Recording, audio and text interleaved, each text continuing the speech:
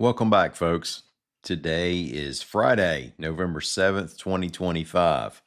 Today we have frequent fill-in host Caroline Vincent on to take our Alabama news quiz. So stick around to the end for a review of some of what's happened over the past week or so. Also, we have Senator Tuberville's measure on Capitol Hill targeting ride shares that hire non-English speaking drivers, plus Auburn University's misfiring alert system, and the passing of a groundbreaking deputy. I'm Mike Morgan, and we're down in Alabama.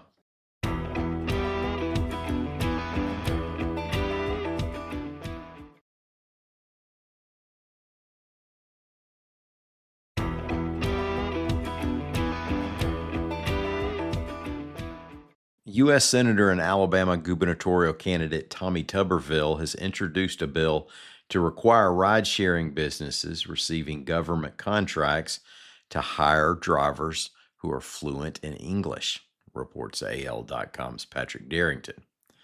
The bill requires drivers to know English well enough to, quote, converse with the general public and law enforcement officials, understand American highway traffic signs, respond to official inquiries, and make entries on reports and records in English. Otherwise, the rideshare company would be banned from receiving a federal contract for 5 years. Last month, Tuberville co-sponsored a similar measure requiring CDL testing to be given in only English. Tuberville's contention is that those who aren't proficient in English have a more difficult time understanding road signs and are therefore more of a danger on the road. Now, to be clear for everybody, there was neither an active shooter nor a tornado on Auburn University's campus Thursday. School officials apologized for unsettling alerts that went out inadvertently. The first alert went out shortly after noon to folks who were set up with the notification system. That first alert warned of hazardous materials in the area. Less than 10 minutes later, an all clear went out.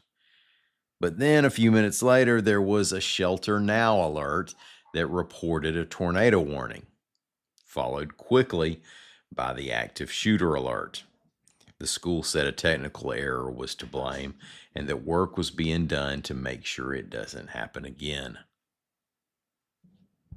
And the Jefferson County Sheriff's Office announced that retired Sergeant Louis E. Smoke has passed away, reports AL.com's Carol Robinson.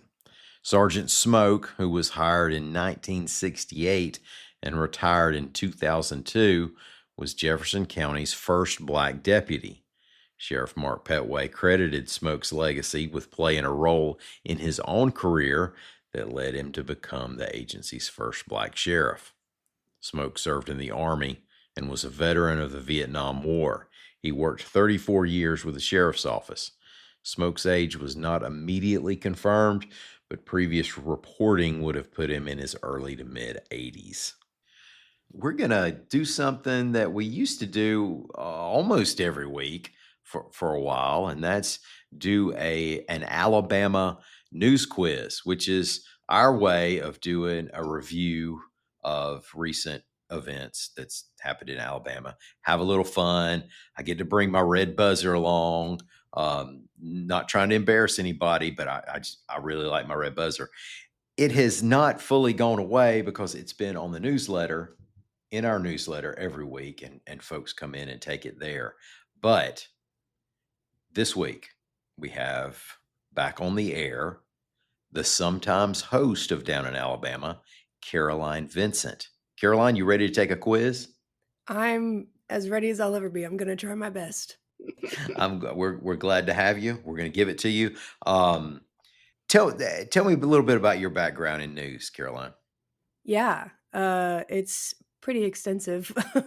um, I mean, if we want to go all the way back, it goes back to high school newspaper and all that. All Um, right. but I've done a little bit of work at a TV station on the digital team there, and then after that, I was the digital team for Alabama Public Radio, where I was for a few years. And there I did do like some on air work. Uh, Sometimes just doing like features and just like radio stories, but then I would host Morning Edition on Fridays. Um, and then after that, I came to AL.com and I've been doing social media for them. And with that background and public radio, you can hear Caroline has a professional voice. When people here are used to thinking, does this guy realize that he's being recorded right now? So, I know I could probably ease up a little, but it's a little too trained in me to just be very presentational. don't don't let go of that training. That training and book learning are very important. We're going to hold on to those. Some of us don't have as much of either one. Let's jump into this quiz and I'll ask you question number one. We're going to go, you know what? I didn't realize this until now, but there are a couple of sports questions in this. This Okay. is sort of a sports question. All right. Number one, this athletic event is expected to be in Birmingham in 2029. Is it? Oh, and I always tell everybody this. Let me read through all the answers because some people are playing at home. Is it A, the World Games? B, the Office Olympics? C, the Senior Games? Or D, the Winter Olympics? See the senior games. Yes. I just grabbed my broken buzzer and I already done it. I'm the guy who does the walks up to the door on the outside of the mall that says pull the pull and I'm trying to push it. Very good. Yeah, the senior games are supposedly coming back. There's money in the budget.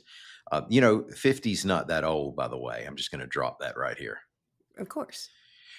Number two, young conservatives packed this venue on Wednesday for a Turning Point USA rally that was supposed to include its slain leader, Charlie Kirk. Was it Neville Arena in Auburn, the Orion Amphitheater in Huntsville, the Crampton Bowl in Montgomery, or Saul's Soul Kitchen in Birmingham? A Neville Arena in Auburn. Yes, you did it again. They couldn't have fit that crowd into Saul's Soul Kitchen, but Right. they could have all driven by, I guess, on the way home. Right. Number three, Auburn University. Here's the other sports related question. And I bet you know what this is going to be about at least. Auburn University fired head football coach Hugh Freeze after a weekend loss to Kentucky. Now, who was the last Auburn coach to leave the job without having been fired or at least under some kind of pressure to step down? Was it Gus Malzahn, Tommy Tuberville, Pat Dye, or Shug Jordan?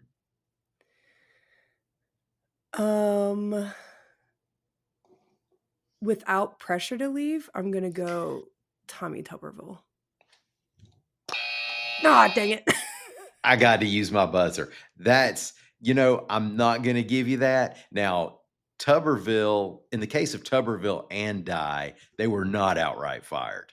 Right. And Tuberville totally resigned. Well, he took a buyout, and Okay. the team had taken a bit of a turn in his last season. So I think it's well understood that was a pressured situation. I mean, you don't give a guy a buyout to quit early, So Yeah, fair enough. the answer is Shug Jordan. You got to go all the way back. I believe that Whoa. was 1970. I'm going to say it separate so that I can edit this later if I'm wrong. 1975 that Shug Jordan stepped down. All right, we're going to go to number four. The pressure's off of me because I've already got you on one. So, Yeah, for sure. all right, that was that. Yeah, that was it was a little tricky there.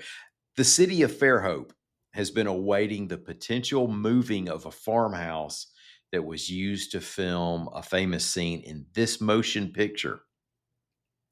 Was it Close Encounters of the Third Kind, American Graffiti, E.T., or Basketball? A Close Encounters of the Third Kind.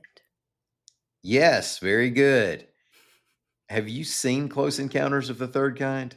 No, I'm not a scary movie person. Okay, and it was also a while back.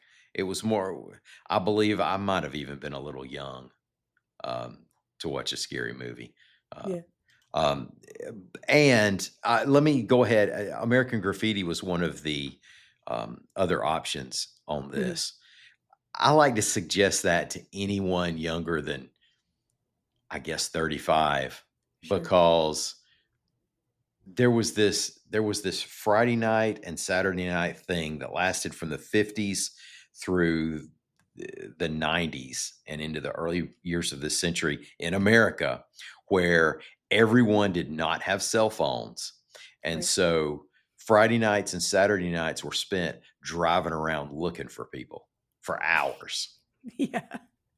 That's all I remember doing. "Hey, are they over? They must be at Bill's house. Well, let's drive over there and see." "Oh, no, they're out at the pool hall," says, Bill's brother.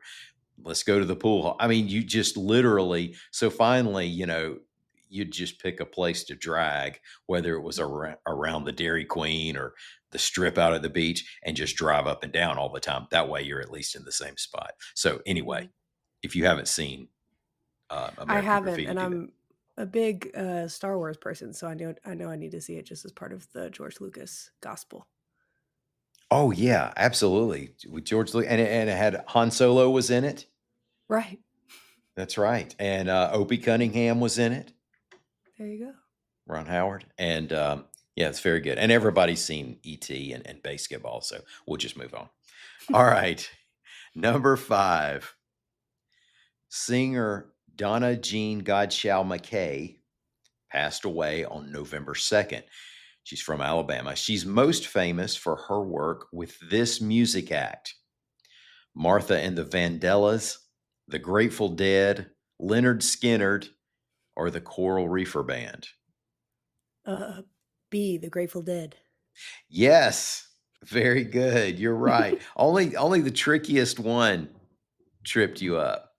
Yeah, yeah. Hey, that was great, Caroline. I Thanks. appreciate you taking the time to come by and do this. Yeah, a lot of fun, and made me make sure to pay attention. Yeah, that's right. You got to stay in the game. Right. Speaking of, what are you doing next Wednesday and Thursday? Because um, you know, I, I'm going to see about some fish somewhere. Uh, I think I'm gonna be filling in for down in Alabama. So you get 5 right answers anyway. Well, thanks for coming on and doing this. Yeah, absolutely. Thank you for having me. And thanks everybody out there for listening to us. We're going to be back here bright and early Monday morning. Until then, y'all come by and see what we're doing on the internet anytime you want to at al.com.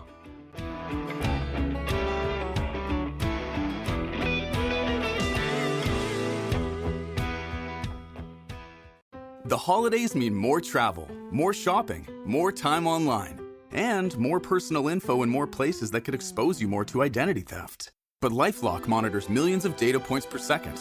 If your identity is stolen, our US-based restoration specialists will fix it, guaranteed, or your money back. Don't face drained accounts, fraudulent loans, or financial losses alone. Get more holiday fun and less holiday worry with LifeLock.